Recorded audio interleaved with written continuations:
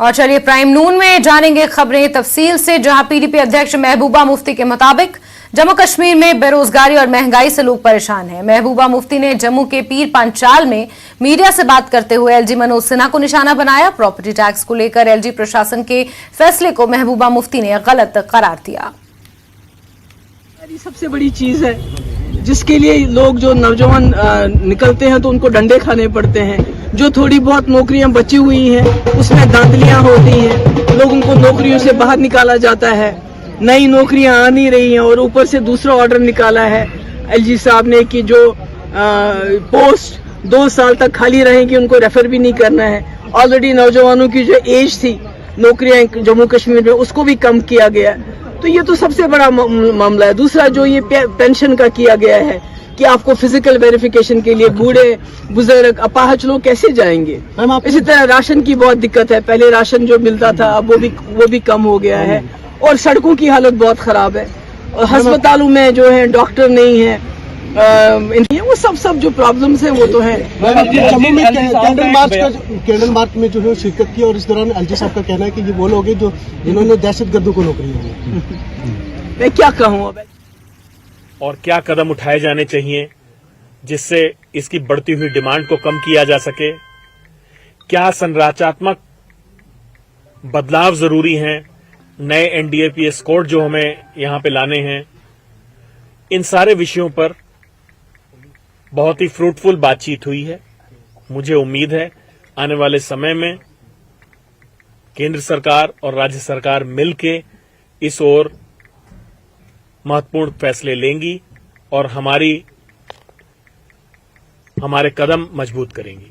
धन्यवाद सर। लेकिन जिस तरीके से आज आप ड्रग डिस्ट्रॉय कर रहे हैं और अगर मैं स्पेसिफिकली जम्मू कश्मीर की बात करूं तो क्या सारी की सारी ड्रग जो है बॉर्डर पार से आ रही है और क्या आपके पास भी इस तरह के एविडेंसेस हैं कि इस ड्रग का इस्तेमाल जिसे हम कहते हैं नार्को टेरर के लिए हो रहा है और सारी चीजें हो रही है। देखिए, भारत की भौगोलिक स्थिति ऐसी है कि वो गोल्डन क्रिसेंट और गोल्डन ट्रायंगल के बीच में है।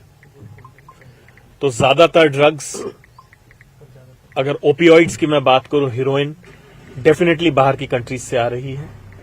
चरस का उत्पादन कुछ एक कश्मीर वैली, हिमाचल, उत्तराखंड और कुछ चरस नेपाल से आती है। कंपोजिट केसेस भी बढ़े हैं। आपने देखा होगा हाल ही में एनआईए के पास भी इस तरह के केसेस जिसमें ड्रग्स पकड़ा गया है उनकी संख्या बढ़ी है।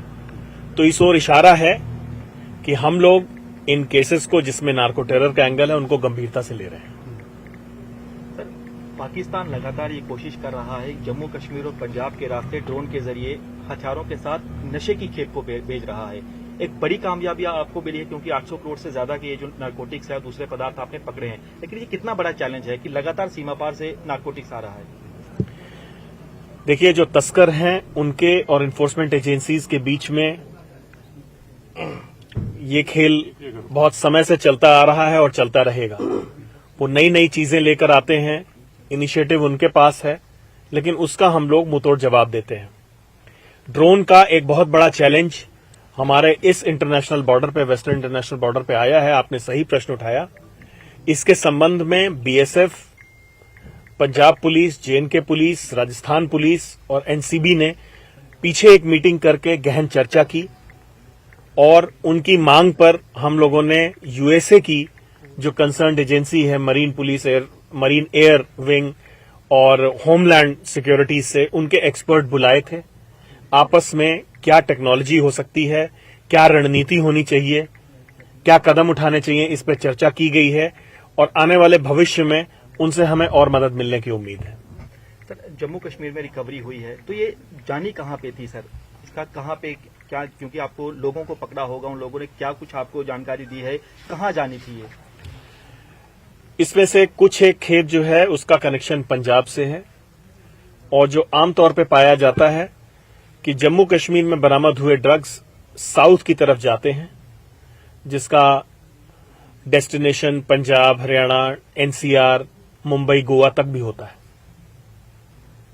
धन्यवाद। आपने देखा है कि जो भी एनसीबी, क्योंकि एनसीबी अपने आप में अलग ऑर्गेनाइजेशन है, बॉर्डर के थ्रू बहुत ज्यादा ड्रग्स आती है, तो क्या एनसीबी का रोल वहां पे भी रहता है बॉर्डर के एरियाज में, खासकर एलओसी और इंटरनेशनल बॉर्डर के एरियाज में? आप बॉर्डर के लीगल चैनल्स की बात कर रहे हैं, पोर्ट, लैंड पोर्ट्स या सी पोर्ट्स की बात कर रहे हैं? सर मैं यहाँ का एलओसी का एरिया और ये जो इलीगल देखिए एनसीबी एक स्पेशलाइज्ड एजेंसी है और हम लीन एंड थिन डिपार्टमेंट है। लगभग 1200 लोगों की फोर्स से हम लोग पूरे इंडिया में काम कर रहे हैं, तो हर जिले में, हर नुक्कड़ पे, हर बॉर्डर पे हमारा हो पाना असंभव है। लेकिन जो वहां पे गार्डिंग फोर्सेस हैं उनके साथ हम लोग समन्वय स्थापित करते हैं, उनको मॉडस ऑपरेंडी बताते हैं। वहां जो केसेस होते हैं, जैसे आप देखते होंगे कि बीएसएफ ने कोई केस पकड़ा, वो हमें हैंडओवर करती है और हम लोग उसका एंड टू एंड इन्वेस्टिगेशन करते हैं। तो इसमें हमारा सारी एजेंसीज के साथ में समन्वय होता है, चाहे वो स्टेट पुलिस हो, चाहे बॉर्डर गार्डिंग फोर्सेस हो, कस्टम, डीआरआई, नेवी, आर्मी, सभी के साथ हम कोऑर्डिनेशन में काम करते हैं।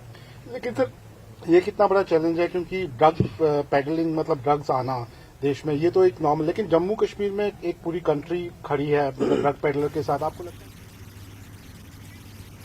तो सांबा से नारकोटिक्स कंट्रोल ब्यूरो की आप ये अहम प्रेस कॉन्फ्रेंस देख रहे थे, जहां नशे की खेप को आज डिस्ट्रॉय किया गया है। उसी के मद्देनजर ये तमाम जानकारियां मीडिया के साथ साझा की जा रही थी। बहरहाल आगे बढ़ेंगे और महबूबा मुफ्ती के बयान के जवाब में न्यूज 18 JKLH को सरकारी सूत्रों के हवाले से यह खबर मिली है कि अब तक हमने 41 सरकारी कर्मचारियों को आतंकी लिंक के साथ निलंबित कर दिया है। वो पिछली सरकारों के दौरान कार्यरत थे। सरकारी सूत्र के मुताबिक आतंकी लिंक वाले और सरकारी कर्मचारियों की पहचान की जा रही है और उनके खिलाफ कार्रवाई की जाएगी। और इसी खबर पर ज्यादा जानकारियों के साथ हमारे सहयोगी समीर हमारे साथ सीधे जुड़ चुके हैं। समीर, महबूबा मुफ्ती ने जिस तरीके से आरोप लगाए हैं उसके जवाब में ये तमाम जानकारियां साझा की गई हैं कि लगभग 41 ऐसे सरकारी कर्मचारी थे जिन्हें निलंबित किया गया है क्योंकि उनके कॉन्टैक्ट्स टेररिस्ट के साथ थे या फिर टेरर एक्टिविटीज कंडक्ट करवाने के लिए उनका एक अहम रोल रहा है यूटी में। क्या कुछ जानकारियां इस हवाले से मिल पाई हैं? सबसे पहले तो ये बताएं समीर।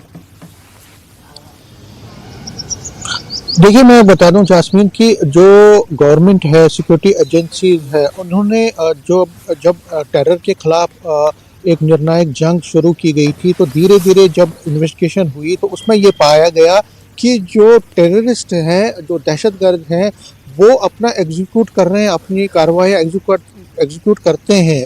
उसमें ऑब्वियसली उनको जो सरहद पार से एमिनेशन मिलता है, फंड्स मिलते हैं, बाकी जो सपोर्ट है, लॉजिस्टिक सपोर्ट, वो मिलता है। लेकिन जो सबसे बड़ी बात सामने आई वो ये आई कि इन आतंकवादियों को यहाँ पे भी एडमिनिस्ट्रेशन में कई लोग सपोर्ट कर रहे थे।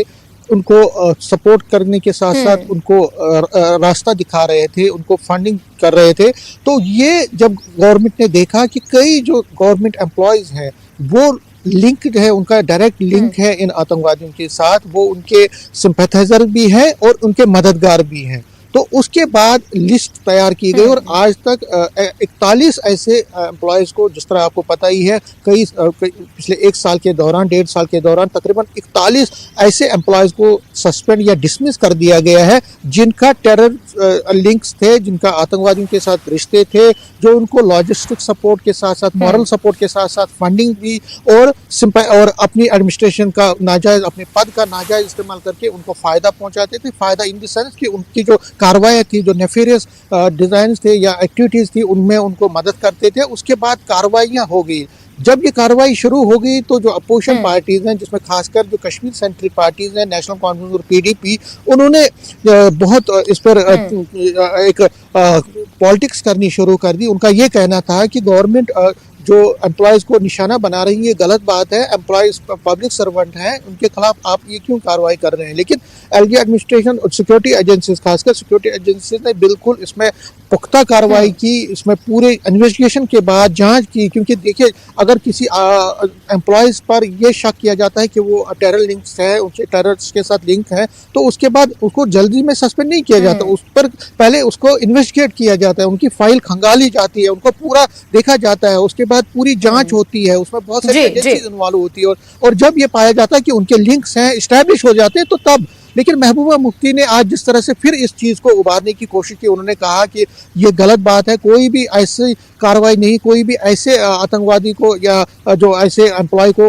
उन्होंने रिक्रूट नहीं किया है पिछली सरकारों ने जिनका टेररिस्ट के साथ लिंक है। लेकिन एलजी एडमिनिस्ट्रेशन ने वाजे कर दिया है कि 41 जो आज तक डिसमिस या सस्पेंड किए गए हैं, ये लिस्ट बहुत लंबी है। कुछ और लोगों की, और मैं आपको ये भी बता दूं कि एलजी एडमिनिस्ट्रेशन ने कई ऐसी जो सिक्योरिटी एजेंसीज ने भी बहुत सारे ऐसे लिस्ट बनाई है जिन पे कार्रवाई हो सकती है, जो जिन एम्प्लॉयज पे जो आगे उन पे कार्रवाई हो सकती है, उनके वो अभी जांच के दायरे में, उनकी जांच हो रही है, उनकी इन्वेस्टिगेशन हो रही है। क्योंकि अगर किसी को डिसमिस या सस्पेंड किया जाएगा तो उसके बाद अगर वो कोर्ट में जाता है तो गवर्नमेंट इतनी तैयार रहनी चाहिए कि इसलिए इस पे सियासत तो होती है जास्मीन, लेकिन सियासत के साथ सिक्योरिटी एजेंसी ये कह रही हैं और एलजी एडमिनिस्ट्रेशन का वाजे है कि टेरर के साथ कोई भी कॉम्प्रोमाइज नहीं होगा और टेररिस्ट के जो टेररिस्ट को सपोर्ट करेगा, बिल्कुल टेररिज्म के खिलाफ जीरो टॉलरेंस की नीति को अपनाते हुए हर एक ठोस कदम यहाँ पर एलजी प्रशासन द्वारा उठाया जा रहा है, इसमें कोई दो राय नहीं है। लेकिन समीर, अगर थोड़ा सा पीछे चलें और जो आरोप महबूबा मुफ्ती ने लगाए हैं, अगर इस तरीके से समझने की कोशिश करें कि जो कुछ डांगरी में हुआ बड़े सुनियोजित तरीके से हुआ, वहां पर आधार कार्ड चेक करने के बाद लोगों की जान ली गई, इसके बाद अगर पीएम पैकेज एम्प्लॉयज जो प्रदर्शन कर रहे थे उनकी जो सूची जारी की गई जिसमें उनके फोन नंबर से लेकर उनके एड्रेस, उनके पेरेंट्स के नाम, हर एक पर्सनल डिटेल उसमें थी। इसके अलावा जिस तरीके से पूरन कृष्ण भट्ट की हत्या की जाती है, दफ्तर में पहुंचकर 9-10 लोगों को क्रॉस करके जहां वो बैठते हैं उनके ऊपर हमला किया जाता है, कश्मीरी पंडितों के ऊपर। तो अगर ये पूरा वाकया हम देखें तो इसमें कहीं ना कहीं बार बार ये सवाल खड़ा हो रहा था कि लोकल इन्वॉल्वमेंट या किसी ऐसे व्यक्ति के इन्वॉल्वमेंट के बिना जो इस पूरे घटनाक्रम को अंजाम देने में एक बहुत अहम रोल निभा रहा है। अगर इस तरीके से इस पूरे वाकया को समझने की कोशिश करें तो कहीं ना कहीं फिर महबूबा मुफ्ती का जो ये आरोप है वो बेबुनियाद साबित होता है। देखिए, बिल्कुल आपने सही कहा। देखिए, इसमें अगर हम पीएम पैकेज एम्प्लॉयज की ही बात करें, 7 लिस्टें निकली, 7 लिस्टों में तकरीबन 200 से 300 ऐसे एम्प्लॉयज के नाम थे जो कि कश्मीर वैली में काम कर रहे हैं। उनके नाम थे, उनके वहाँ के एड्रेस थे, वो कहाँ पे काम कर रहे हैं। और सबसे बड़ी बात है, अगर किसी एम्प्लॉय को एलजी एडमिनिस्ट्रेशन ने ट्रांसफ़र किया था, फॉर एग्जांपल वो किसी स्कूल में था, किसी गांव में, तो उसको फिर डीसी जो टाउन के एक स्कूल में ट्रांसफ़र किया गया था, या कोई रेवेन्यू में किसी गाँव में और उसको फिर डीसी ऑफिस में, तो इस लिस्ट में उसका भी एड्रेस था, उसका भी एड्रेस उन्होंने जो टीआरएफ ने अपने लिस्ट में जारी की थी, पूरे एड्रेसेस के साथ, वो पुरानी पोस्टिंग कहाँ, नई पोस्टिंग कहाँ पे हुई है, कहाँ उनकी ट्रांसफर हुई है, कहाँ उनके जम्मू के पत्ते हैं। तो ये कैसे हो गया? ये जाहिर तौर पर जो एडमिनिस्ट्रेशन में जो कुछ काम करने वाले, जो एडमिनिस्ट्रेशन में जिनके लिंक्स हैं आतंकवादियों के साथ, उन्होंने ये इन्फॉर्मेशन साझा की है, तभी वो टीआरएफ ने अपने सोशल मीडिया में इसको जो धमकी भरे लेटर्स दिए हैं उसके साथ जोड़ा है। तो ये बड़ी बात है। एलजी एडमिनिस्ट्रेशन, जब आपको याद होगा, जब ये हिट लिस्ट जारी हो रही थी तो डीजीपी दिलबाग सिंह ने भी अपने बयान में कहा था, जब उन्होंने मीडिया बाइट में कहा था कि एडमिनिस्ट्रेशन में कई ऐसे लोग हैं जो कि आतंकवादियों को सपोर्ट कर रहे हैं। और आज मैं बता दूं कि 90 में जब मिलिटेंसी बहुत बढ़ गई थी, उसके बाद बहुत सारे एडमिनिस्ट्रेशन में, इवन की पुलिस में बहुत सारे ऐसे लोग पाए गए जिनके आतंकवादियों के साथ रिश्ते थे, जिनको जो उनको फंड्स देते थे। लेकिन तब कार्रवाई बहुत कम होती थी। लेकिन अब पिछले अगर कई सालों की बात करें कि जीरो टॉलरेंस के तहत आतंकवादियों के खिलाफ जो निर्णायक जंग चल रही है, उसमें ये भी देखा जा रहा है कि जो लोग आतंकवादियों को पर्दे के पीछे सपोर्ट कर रहे हैं, चाहे वो एडमिनिस्ट्रेशन में है, चाहे पुलिस में है, चाहे ब्यूरोक्रेसी, चाहे कहीं पे भी है, उनके खिलाफ कड़ी कार्रवाई की जा रही है, उनको डिसमिस किया जा रहा है या सस्पेंड किया जा रहा है। और बहुत सारे लोग अभी भी शक के दायरे में, उनके खिलाफ भी कार्रवाई होगी, उनकी इन्वेस्टिगेशन चल रही है। और आगे आने वाले समय में भी कुछ ऐसे लोगों को चिन्हित किया गया है जिस तरीके से 41 सरकारी कर्मचारियों की फाइल्स खंगाल के उनके कनेक्शन आतंकवादियों के साथ जब स्थापित होते हुए नजर आए तो उनके ऊपर गाज गिरी। और आगे आने वाले समय में भी कुछ ऐसे लोगों को चिन्हित किया गया है जिनके ऊपर गाज गिरना तय है। समीर, नजर आप बना के रखिए। बहुत शुक्रिया हमसे जुड़ने के लिए और तमाम जानकारियां दर्शकों तक पहुंचाने के लिए। और खबरें अभी बाकी हैं, लेकिन वक्त एक छोटे से ब्रेक।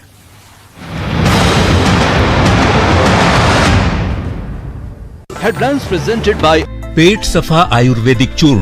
पेट सफा तो हर रोग दफा।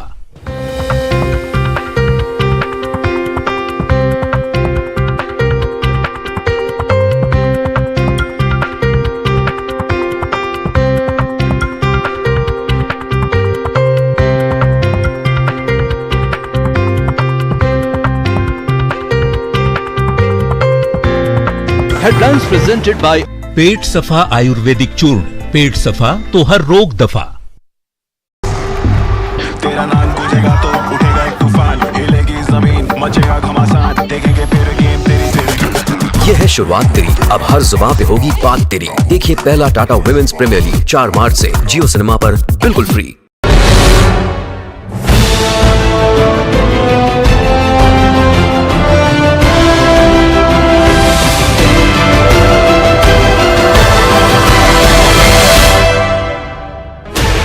$16 channels, 15 languages, 26 states, 1,200 plus reporters, 67 plus crore viewers.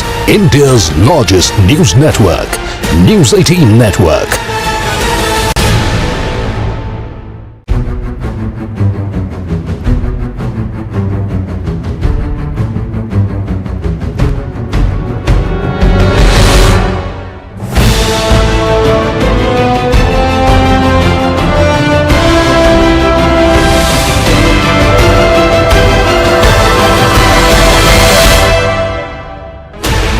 $16 channels, 15 languages, 26 states, 1,200 plus reporters, 67 plus crore viewers.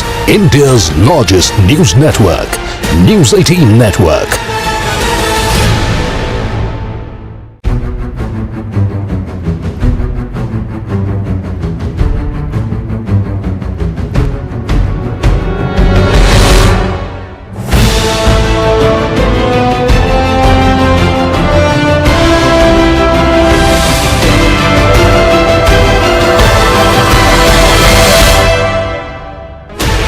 $16 channels, 15 languages. तो हर रोग दफा।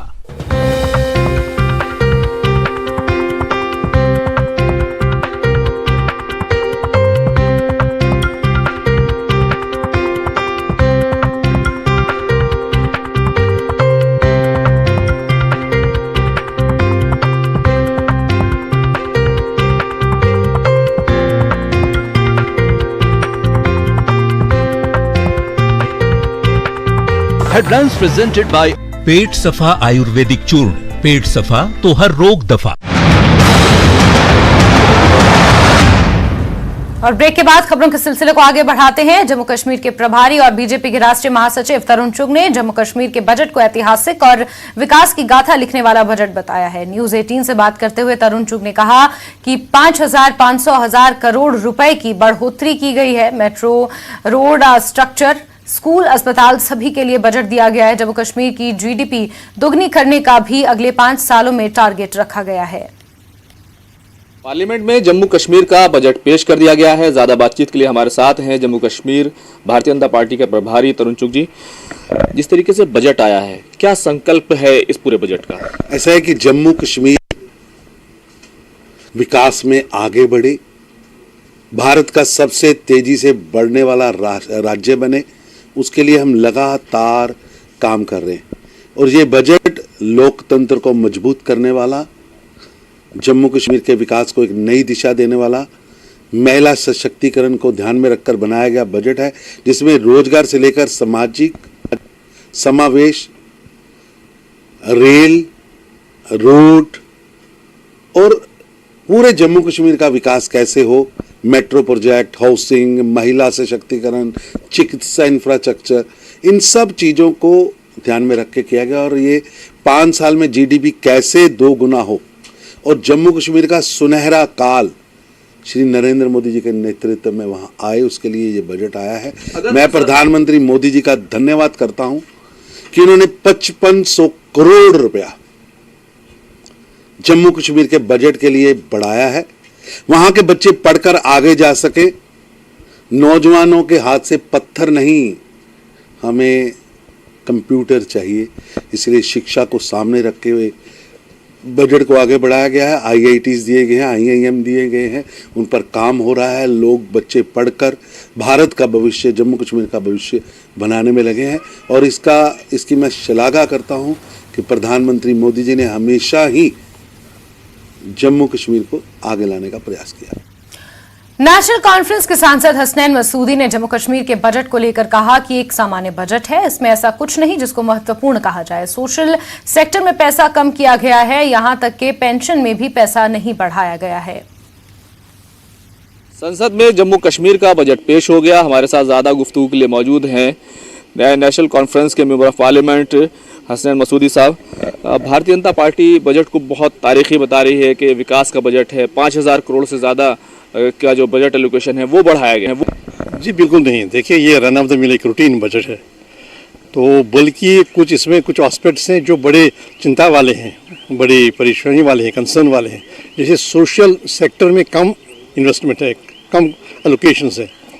देखिए कैपिटल एक्सपेंडिचर का जहाँ तक ताल्लुक है 20% के करीब कम हुआ है सोशल वेलफेयर में, और यही एक सेक्टर है सोशल सेक्टर ही जो हमारे मुल्क में जो हमारे डिसएम्पावर्ड हैं, बेख्तियार जो सेगमेंट है सोसाइटी के, या देखिए BPL है या जो आखिरी पायदान पर है, उनके लिए यहीं पर व्यवस्था हो जाती है, उनके लिए कोई भलाई की वेलफेयर की।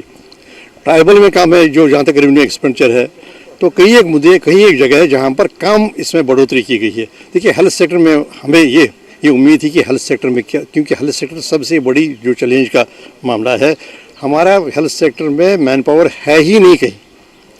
देखिए बिल्डिंग्स बनी है लेकिन मैन पावर नहीं है, कंसल्टेंट्स नहीं है, डॉक्टर्स नहीं है, पैरामेडिकल्स नहीं है, सैकड़ों की तादाद में। अब देखिए पिछले 4-5 साल से पेंडिंग है गवर्नमेंट के पास डेंटल सर्जन का कोई 400-500 असामियाँ बनाने के लिए जो वो सैंक्शन करने के प्रोविजन है, अभी तक नहीं हुआ। इसी तरह जो यहाँ तक कनेक्टिविटी की बात है, देखिए हमें ये उम्मीद थी कि जो 5 बड़ी टनल्स हैं जो नेशनल हाईवे की उसमें उस डेफिनेशन में नहीं आती, जैसे सिर्फ साधना जो टनल है वो आती है नेशनल हाईवे में, लेकिन बाकी उसके लिए कुछ न कुछ प्रोविजन होगा।